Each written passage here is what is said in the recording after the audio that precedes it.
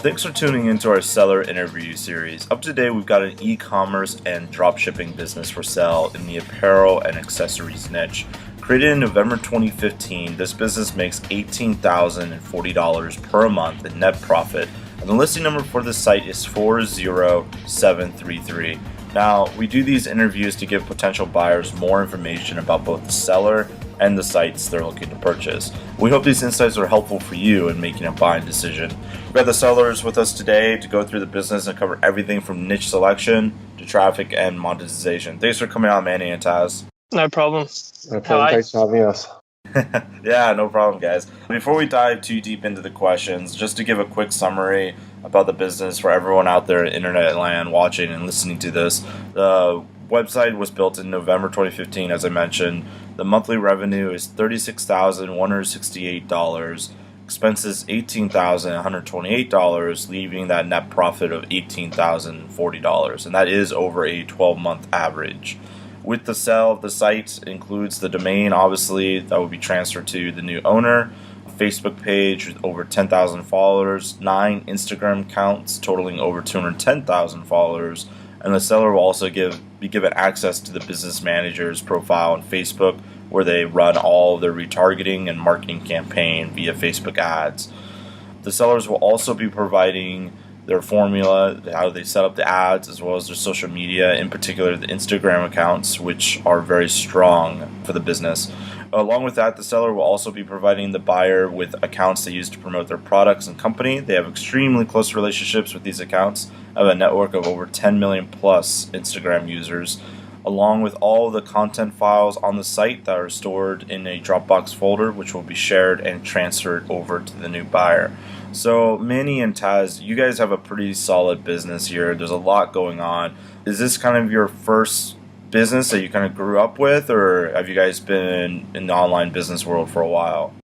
Look, yeah, for me, Taz speaking, this has been my first online business. However, I've had previous experience in businesses to do with mostly marketing and design. So, and Manny's had a business similar to this, but it was a different product that did really well. Yeah, so ever since a young age, I've been really into e-commerce and marketing and selling products online. So, and as Tass said, he's been in sort of similar marketing field. So we thought we'd join forces and start this business together, which has worked really well for us. Yeah, it definitely looks like it from the numbers, at least. How did you guys come up with the idea to start this business in particular, without giving away the niche? That's a great question. Well, Manny and I have just been best mates for quite some time, and we were just out to dinner one night and we thought there was a gap in the market for the product that we are mostly selling, and yeah, that's kind of how it all formulated. Excellent. So for someone looking at this business, and let's say that they're pretty new to online business and they might not really understand e-commerce and drop shipping in general, could you just briefly describe how this business makes money? Yeah, so we obviously sell the products online as well. It's a really easy business to run, whether or not you've had experience in e-commerce before. A vast majority of our sales are directly through our site, and then we also have other dropshipping sites that sell our product for us. So it really is an easy business to run, especially for someone who's new to this sort of industry. Right. So the majority of your products are dropshipped, or did you say all of them are dropshipped? No. So a majority of our products are sold through our website and dispatched from a warehouse. But then we also have other sites who sell our product for us, which are dropshipping websites. So they'd send the orders to us, and then we send the orders out on behalf of them. That's pretty interesting. So you actually have other people being dropshippers for your product. Yeah, that's right. Very cool. Which is really easy for us because we've obviously got all of their traffic and all of their followers and traffic are seeing our product. That's awesome. So you guys have a pretty healthy net profit here, sitting at over $18,000. Why are you selling the business? Why not just keep it and grow it? Yeah, that's a great question. So for myself, the main reason I want to sell the business is because I actually have another business at the moment that I'm working on that's nothing to do with e-commerce. And then Manny and I have also started a different e-commerce business that I guess we want to dedicate a lot of time into. Okay, so the plan after the sale is you're going to be focusing on these other businesses. Do you have any idea for the money? Are you going to invest this money into those other projects, or are you going to come hang out with me in Thailand? Hopefully both. We need to escape the Melbourne weather at the moment. It hasn't been great. But we'll definitely devote a fair bit of money into our new businesses and projects, which are not in the same niche in any way at all. But yeah, we think we've found another gap, I guess, in the market for something different. So it's good to take on new opportunities. For sure, absolutely. So when you guys first started this business, what was the trajectory of it? Well, like, how did those first few weeks and months look like? Were you getting customers pretty quick, or did it take a while to get the ball rolling? Yeah, look, we were actually getting customers quite quickly. Our first few months, I think we mostly dedicated them to building some brand awareness and developing our brand, which is a pretty time-consuming task. However, once that was done, I guess, yeah, the sales just rolled in and have continued to roll in. So it's been fantastic. Yeah, just to add to that, we also put in a lot of hours when we launched, which was in November 2015. It's also a good time to launch coming up to Christmas. But yeah, just a lot of hours of work, and as I mentioned, growing the brand, and then the customers started coming to us pretty quickly, which we're extremely happy with. I understand growing the brand being a time-consuming task is something I do myself as the content marketer for Empire Flippers. It definitely can take a while to grow a good brand. Is there anything that you guys learned from this business you're going to be taking onto your next business? Just like one thing that really worked well for you? Yeah, look, there's definitely been a fair few things we've learned. My biggest takeaway was being extremely efficient in whatever you do. So we've managed to cut down the time we spend on certain tasks by a lot, and that's just through business systems that we've developed that are quite unique. Yeah, no, I completely agree with Tass on that. At the start, we probably spent too much time on certain tasks until we learned how to automate those tasks, which allowed us time to grow the business when we otherwise wouldn't have, as well as just knowing your sort of target audience and market and investing money, etc., in marketing into those target markets, which has brought us out the best result. Now, is there anything you guys did that didn't work? That's a great question. Look, there definitely was a few things that probably didn't work, but they were just certain marketing campaigns. We fleshed those out quite early, so they're not really a concern anymore. Okay, yeah, that makes sense. Facebook campaigns, like, I'm assuming you're talking about Facebook campaigns that just didn't turn a profit or not enough ROI, right? Yeah, correct. Easy it was enough to mostly shut them Facebook off. campaigns. Yeah, I agree with that. I imagine you guys discovered a lot of those when you guys were first beginning and as you were filtering through your demographic, yeah? Yeah, well, it's just all about testing. And as I said before, just knowing your demographic. Another thing we probably did was, that we didn't do efficiently was look at our demographic and then think about how we can market to them, but overcame that pretty quickly. And yeah. It's one of the nice things about paid traffic. You can definitely create campaigns and get the information pretty quick whether or not it's going to be successful. Yeah, that's right. It's a nice way of putting it, spending a lot of money. So moving into the traffic and earnings, you guys have talked a lot about Facebook traffic already. Is the majority of your traffic coming from Facebook ads, or do you have a mixture of like organic and referral and stuff like that? I'd say a lot of our traffic is coming from Facebook, probably more so in the past few months than earlier on. But in saying that, we've got a massive social media presence on Instagram especially, and especially with referrals through people that we work with who promote our product, as mentioned before. So it's probably split between the two in terms of social sites, but we also get a fair bit of direct traffic as well. I wanted to talk a little bit about that. So you guys have dropshippers for your product. How did that come about? And are you guys using some kind of system that manages those dropshippers? Yeah, so we use an application called Duoplane. Basically, they came to us wanting to sell our product when our brand grew. So they literally list our product for sale on their online store. They don't hold any inventory for us. And at the end of the day or week or whenever they get orders in, they usually send it over to us, and then we put it through our system and it gets dispatched to the customer. And that's been really effective for us in, number one, generating sales, but also all of the traffic that goes to those websites. It's free advertising for us. Right. Because we're obviously not paying essentially to be listed on those websites. And we've got over 5 of those sites that are doing that for us, and that number is growing. And are all those other sites using the same system, you said Joyplane system? It's, Duoplane, yeah, pretty much. Interesting. Did you guys see like a huge boost in sales when you added the drop shippers, or is it kind of like affiliates where only like 3% of the affiliates actually start making some sales for you? It just depends on the size of the store. We've got some bigger stores, and then we've obviously got some smaller stores. We've had a lot of smaller stores that are just launching that have come to us, but we are pretty selective as well with who we let sell our product for us. In saying that, I'd say it probably added another 10 to 15% revenue in some weeks, maybe 20%. Nice. There's a good boost having the other dropshippers do the work.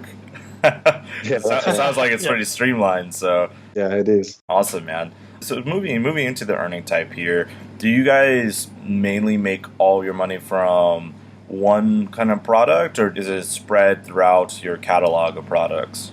Yeah, look, it's definitely a spread through catalog of products. We hasn't always been like that, but over the last few months, it's definitely, since our brand's grown, it doesn't really matter what product we release. It seems like people or the market absorbs that product quite well. Excellent. Yeah, I agree with that as well. That's when we started releasing new products, and it was a bit slow at the start, obviously, but then once people actually knew that we were manufacturing and designing those products, they took off really well. That was my next question. How often do you guys introduce new products, and do you guys have some kind of selection process on how you decide on the product? Yeah, look, we definitely do. Just firstly, for new products that we release, it's not something that we just do overnight. It's kind of probably takes about a month to question that product. We conduct surveys, and then from there, that's when we determine whether we're going to release a product or not. So we definitely put a bit of research into it, but yeah, it's a pretty easy process, to be honest. Yeah, that's right. And it also eliminates the risk for us as well when we release a new product. And I think we're very smart about the way we do it as well. It limits the risk because of your system that you guys have for selecting the product? Yeah, well, just because of the research that we put into it before we actually release something, we want to make sure that the customer is going to want and need what we're going to be releasing. Yeah, that makes sense. As far as earnings go for your business, has it been pretty stable, or you guys fluctuate kind of month to month, or how is that looking like? No, it's very stable, and in fact, it's been growing quite a lot as the months go on. So yeah, we're very happy with the earnings, and yeah, they've definitely been stable, and if not increasing quite a lot, especially towards the end of the year. And as far as opportunities go to increase the site more, let's pretend like you weren't going to sell the business, like you two just wanted to hold on to it and keep growing it. What would be one of the least risky things you would focus on to grow the business? Sure, okay. So probably one of the least risky methods of growth for us would just be to invest more funds into the things that are currently working for us. We do understand that there's opportunities to grow doing this, I guess, with some pretty safe methods as well, which include holding stock overseas, because we found out that delivery time for a product definitely helps conversions. So that's probably one thing that we would focus on, having stock in different areas of the world. Okay, so different distribution centers. Yeah, that's correct. right. Cool. Yeah, I definitely agree. So do you guys sell mainly, I'm assuming you guys sell mainly to Americans, but have you found other people in other places are ordering as well? Yeah, so we our top three countries would be Canada, America, and Australia. Obviously, where the business was born in Australia. But yeah, as Tass said, there's massive opportunity to increase sales a lot overseas by setting up those distribution centers. How are you guys shipping your products right now? Are you shipping it by air or by boat? It's all by air. So we have a distribution center in Melbourne who does all our shipping for us. We don't hold any physical stock ourselves, so it's all automated. Oh, cool. So let's go on the flip side here and say you guys were incredibly risky and you wanted to grow this business as quick as possible just through caution to the wind. What would you guys do? That's a really good question.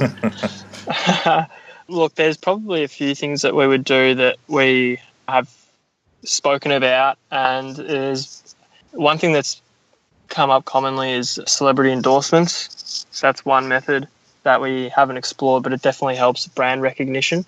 I don't know, Manny, do you have anything else to add?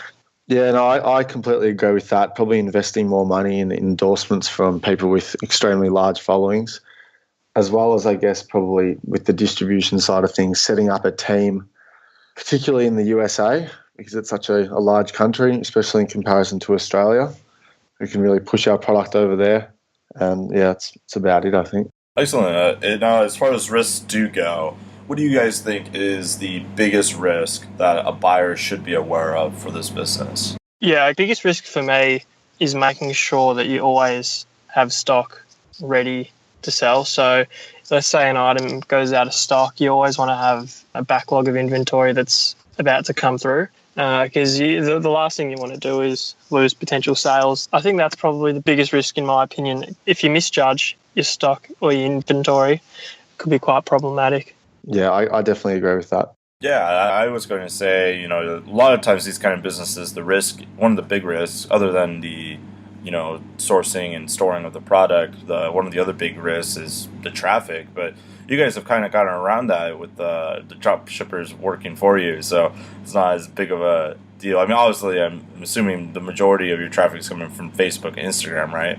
Yeah, correct. Yeah, so that's always a risk as well, but it's kind of nice to have that 10-15% offset by other drop shippers, so it's pretty cool. I don't get to see that very often. We've also, I might just add, in terms of the traffic, we've spread out that risk as well because of the fact that we've got so many Instagram accounts that we own, so we can promote. We don't solely rely on one account, which just helps us a lot, which draws in a lot of traffic for us. Can you guys describe what kind of work you're doing, like maybe on a weekly or even a monthly basis to maintain the site currently? Yeah, sure. Look, Manny and I probably put in between 10 to 12 hours per week, and that's pretty much just spread between managing virtual assistants. What else, Manny? Yeah, just responding to emails, like pretty simple tasks, and overlooking the people who we collaborate with. The business pretty much runs itself, and the systems that we've got in place are very automated, and it's obviously saved us a lot of time. And the VAs also run a majority of the business, so a lot of our work is just overseeing them and making sure everyone's on the right path. Okay, I'm assuming you guys have like SOPs and different systems in place for your team? Yeah, we do. We've also got PDF documents with tasks and steps and instructions on how to do those tasks. So everything's very systemated and automated, which has helped us a lot. And how many people are on your team? So we've got 4 VAs, and then there's Tass and myself. Okay, and the 4 VAs are mainly handling like administrative and customer service kind of stuff? Yeah, pretty much. Like even with emails, we just use canned responses, and we've got VAs as well running our Instagram pages, and it's all working really well for us. I'm assuming the VAs are coming with the business, or are you guys taking Yes. the VAs? Okay, they are. All right, awesome. What kind of skills or requirements would you suggest for a new owner to have, especially if they weren't familiar with the niche? Yeah, great question. Look, well, the skills required are quite minimal once you read the instructions that we've set. We've also got templates for all of our artwork ready to go, so you don't really need any design skill either. Honestly, it's a pretty easy business to run now, especially after all the systems that we've got in place. It's one of the nice things of creating the systems, right? Yeah, that's right. Just moving into a few wrap-up questions here. Would you guys be willing to sign a non-compete, just saying, hey, look, we're not going to go start an e-commerce store selling the exact same thing as you once we sell this to you? Yeah, we definitely would. And how much support would you guys be willing to offer a new buyer? Well, Tass and I actually spoke about this a lot, last night and the day before, that we really want the business to succeed. So in the future, so of course, we're going to a fair bit of support sort of for the first 2 months, I guess, by maybe 1 to 2 Skype sessions a week, as well as just email responses whenever they need assistance. And then maybe another month on top of that for just sort of a weekly email summary just to make sure that everything's on track. Excellent. That's pretty good support. Now, obviously, the best case scenario here for you and for Empire Flippers is someone comes and buys the business outright for full list price. But would you be at all open to someone that, say, they put 70% down and maybe they do a 30% after the training, or maybe a 30% earnout of some sort based on hitting certain goals? Would you at all be open to something like that? Yeah, of course. Okay. Yeah, we would. Awesome. Before I ask you guys my final question, just to do a quick summary again for everyone out there listening in, this business was created in November 2015, has a monthly revenue of $36,168. Expenses are sitting at $18,128, with a total net profit of $18,040. That is over a 12-month average as well. With the sale, the domain will be transferred. The seller will also be providing the login details to all of their social media accounts. As they mentioned, they have several, 9 Instagram accounts totaling over 210,000 followers, and a Facebook page with over 10,000 followers. The seller will also give access to the business manager's profile on Facebook, where they run their retargeting and marketing campaigns via Facebook ads. Sellers will also provide buyers with the accounts that they use to promote their products and company. They have extremely close relationships with these accounts and a network of over 10 million plus Instagram users. All the content files are stored in their Dropbox folder, which will be shared and transferred over to the new buyer. So, Manny and Taz, my final question for you guys, my hot seat question here is, what's your best pitch in 30 seconds or less on why someone should purchase this business? All right. Do you want to take this on, Manny, or should I? I'll just add in something quickly. Basically, Tass and I have put in the hard work at the start growing the brand. We're very confident in the brand and how reputable it's become in the market. So I guess you're taking over a business that has that strong brand, which is one of the most important things for an e-commerce business, especially if it's going to be a long-term earning business for you. And Tass, you can keep going. Yeah, okay. And look, the other thing is we definitely feel as if this business has not anywhere near peaked. There's a lot of growth to be had, and I guess with the systems we have in place, it's definitely achievable in a short period of time, that's for sure. Excellent. Now, for those out there listening into this interview, if you guys are watching this on YouTube and you want more information about this business, the link will be below this video and it will take you to our marketplace listing. Now, if you're on our actual listing page and you want more information, you can become a depositor today. It's super easy. All you have to do is click the button, make a deposit, and you'll be given everything you need to review this business. So, Manny and Taz, thank you for coming on. It was an absolute pleasure talking with you guys today. Thanks, Gregory. Awesome. Much appreciated. Thank you very much.